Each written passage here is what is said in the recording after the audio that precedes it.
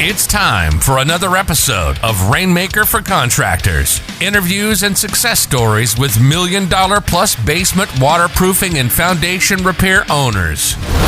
Discover how they market and grow their companies in today's economy. Hear directly from the most successful leaders in your industry. With your host and Rainmaker for Contractors owner, Bill Crawford.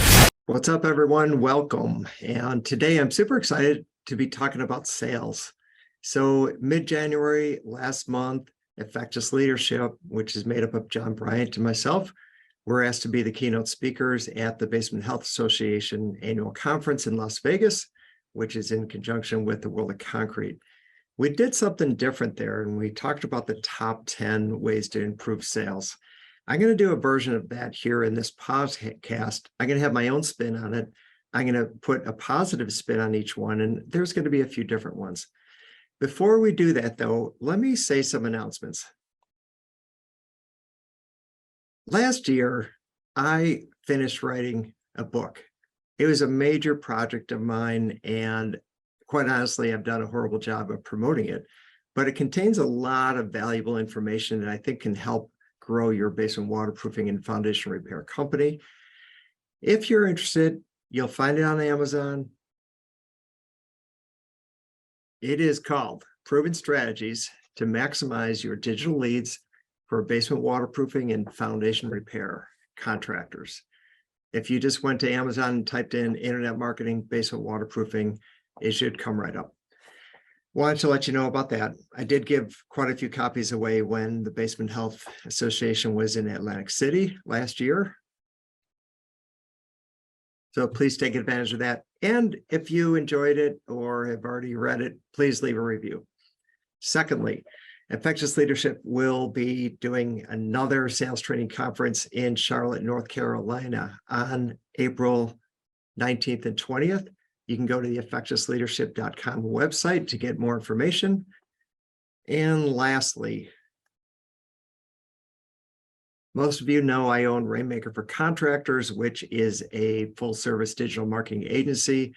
As we enter into the in-season months, so to speak, we're getting quite a few inquiries. If you would benefit from a strategy session where I can point out some opportunities for you to gain traction on the internet, I can show you some of the work that we do, please go to the rainmakerforcontractors.com website. You could schedule a strategy session with me there, and I'd be happy to spend some time with you. All right, let us jump right into the top 10 ways you can improve your waterproofing sales. I have to start with mindset. It all starts with mindset. So that is number one. I love having the mindset of I'm either going to sell or I'm going to learn. Now, a great mindset really starts with purpose. And we have to remember what is our purpose. And our purpose is we help people create a healthy, usable environment for their family, and we protect their valuables. I think to have a great mindset going into every lead, we have to be aware of what is going on inside of our head. Where are we at mentally?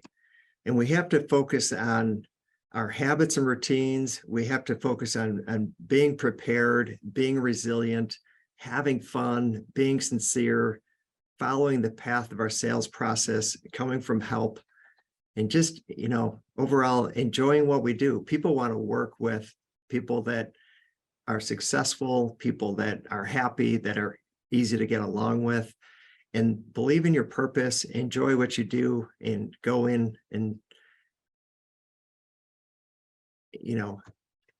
and do the best that you could do. And you're either going to sell or you're going to learn. I like this idea of before you ring that doorbell, try to live the idea of you just gave a speech to a whole bunch of people and they loved what you did. You had amazing content and they actually gave you a standing ovation and you feel great. You need to feel good about yourself because you're going to carry yourself differently when you go into that home. So mindset is absolutely critical.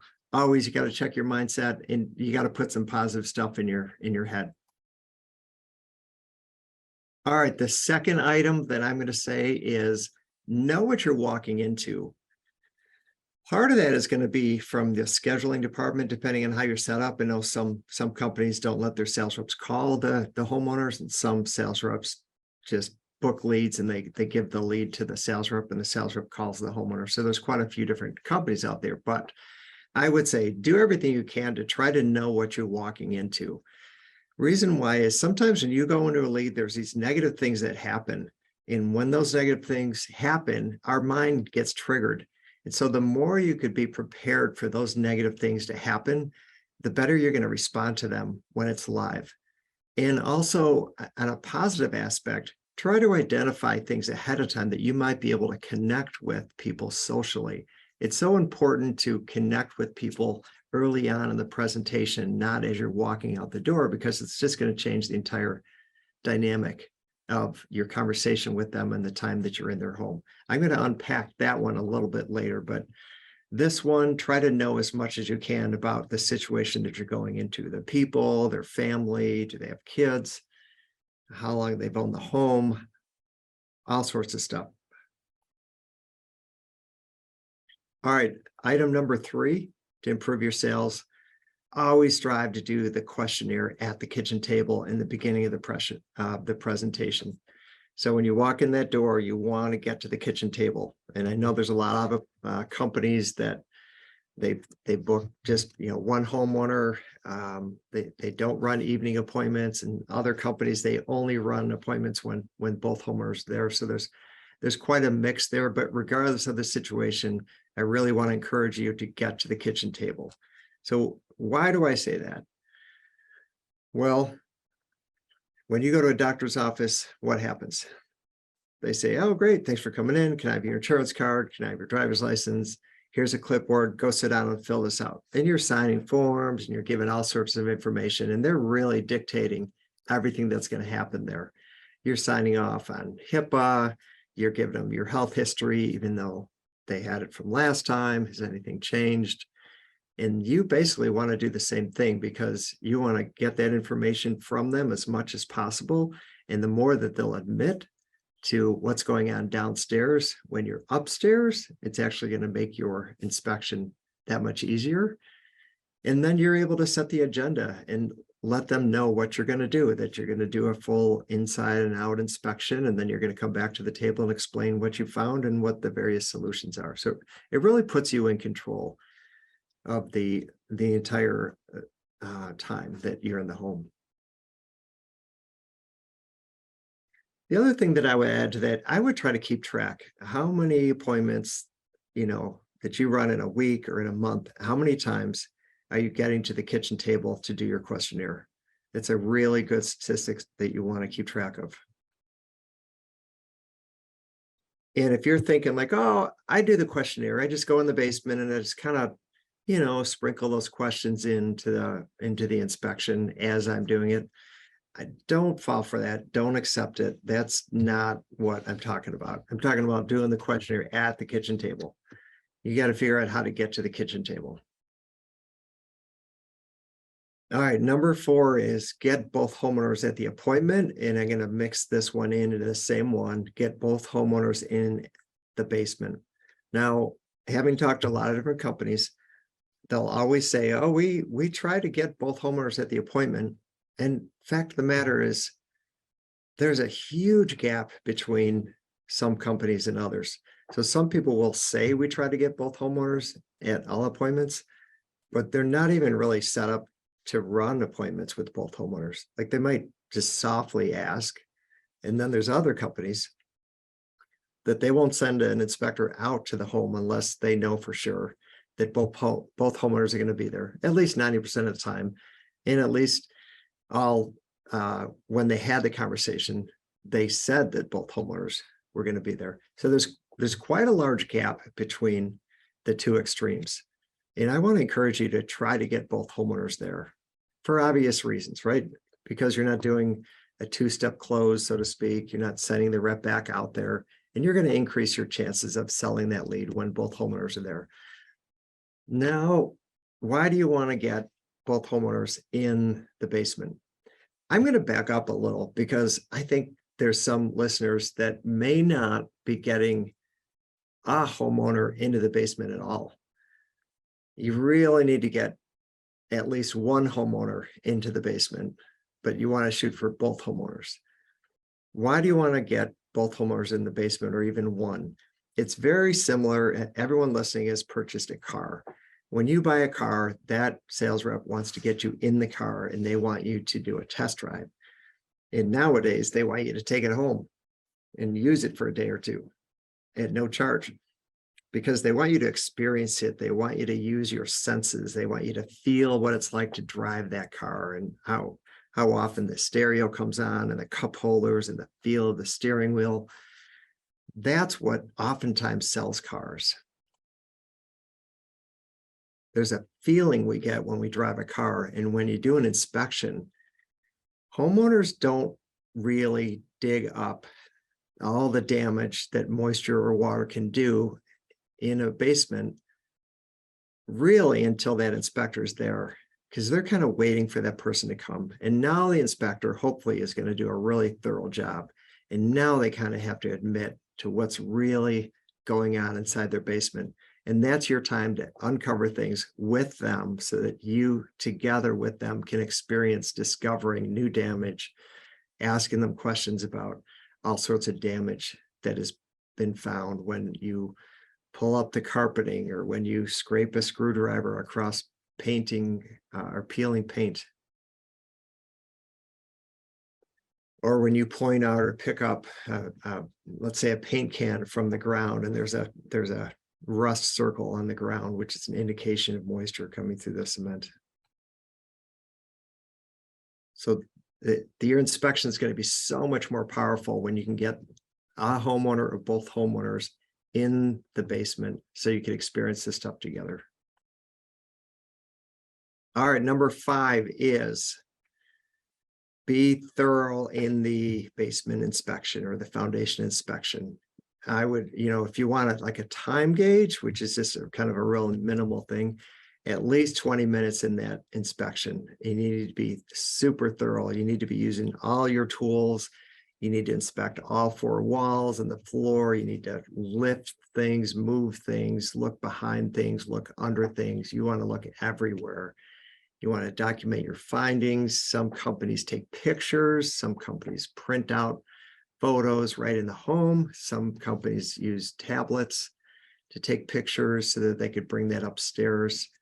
But you want to be as thorough as possible to find as much damage as possible.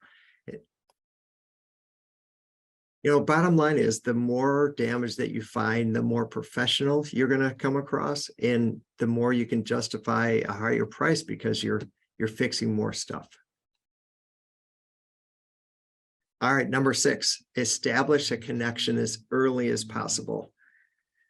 When we were in Vegas, we said the new ABC, always be closing, is now always be disarming, ABD, which I like that. The social connection is really important. I still like ABC, and I would change it to always be connecting. I remember when I was being trained in basement waterproofing, I got hooked up with the top rep in the country.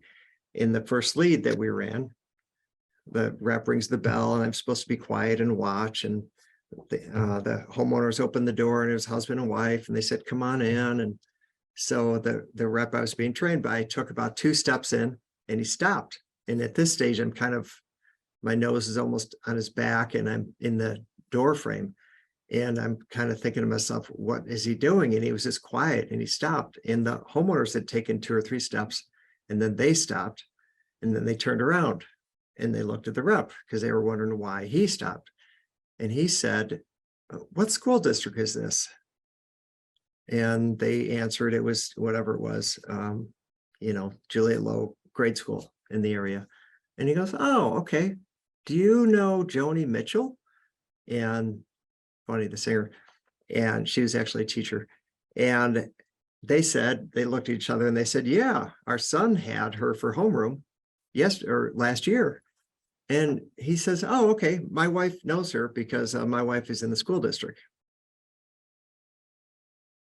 And I was so impressed with how quickly he made a connection, because within 30 seconds, he made a third-party connection, and I saw they change on their in their body behavior, that it was like, okay, this person is in our social circle. They're not too far away.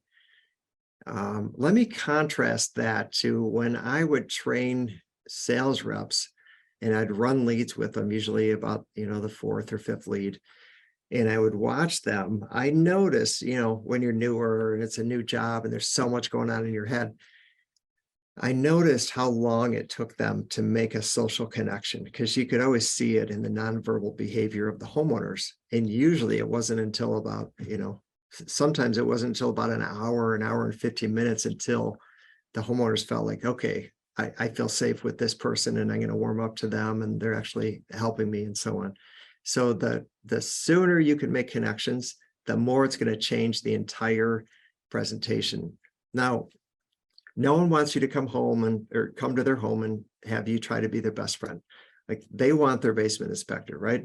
So it's just for kind of a goal and a habit or routine. It's always good to try to identify one thing that you can comment on, sort of maybe before you start the questionnaire. Try to find some social ground. Try to be sincere. Try to be specific. And that's where it's helpful to be able to connect with people. Now, obviously, some people can do that very naturally. It just comes with them, and other people, they need to be told to do this. But try to be aware. Are you trying to make a social connection very early on in the home? All right, number 7 is set goals for yourself. You want to have a monthly goal every single month, and you want to have a closing percentage goal as well. And don't settle for the excuse of, well, I'm not really in control of how many leads that I run. Or, if it rains a lot, I get more leads, so then I sell more. I wouldn't settle for that at all. And you never want to exercise that muscle memory of, I'm not in control. You want to be in control of things that you are in control of. And certainly you're in control of a closing percentage. So, I'm not going to waste your time with like the SMART acronym, but it's important. Sometimes the basics really help us. Set a goal that's realistic and keep track of that. All good reps have goals and they know where they're at with their goal. So it should be a volume goal and it should be a closing percentage goal. So those are 2 goals that you always want to have written down and you always want to track. And then something I would add to that is, give yourself a reward. In the beginning of the month, say, if I hit my goal, I'm going to reward myself with X, right? Whatever that is, make it reasonable. And then write a punishment goal. Some people write the goal of, let's say they're conservative. And they say, if I don't hit my goal, I'm going to have to donate money to the Hillary Clinton Foundation, something like that. That could be a motivation. Sometimes that negative goal is really the thing that drives you. All right, number 8 is continuously invest into yourself. Listen to audiobooks, listen to podcasts, read books. Take your profession seriously, and it is a profession, and you're in sales, so read sales books and be motivated, put new information inside yourself. If you don't, you're just kind of bringing yesterday into these appointments, and you're shortchanging yourself to grow and to become better at what you do. And to motivate yourself on, gee, why should I invest myself? You have to believe in yourself. You have to believe that you're the only you walking around interacting with all these people or with the same people every day. So invest in yourself, believe in yourself, and take in new information. Try to become a better you. Number 9, I'm going to say, is map out your sales process. Every sales rep who has been on 10 leads, they have a sales process. And I bet you if you studied all 10 of those leads, there's going to be a pattern to what that person does. Why? Because we're creatures of habits. So we want to map out the sales process, regardless of what it is.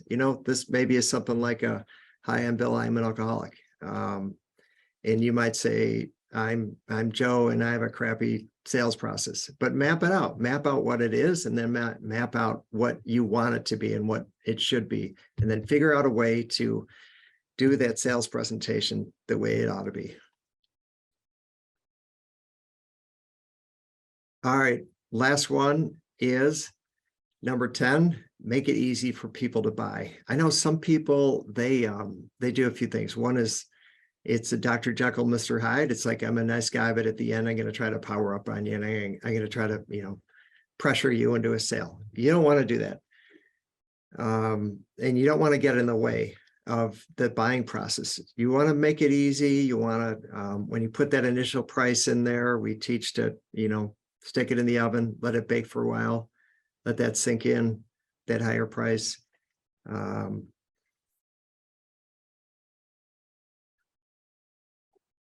And then you're eventually going to want to get to payments.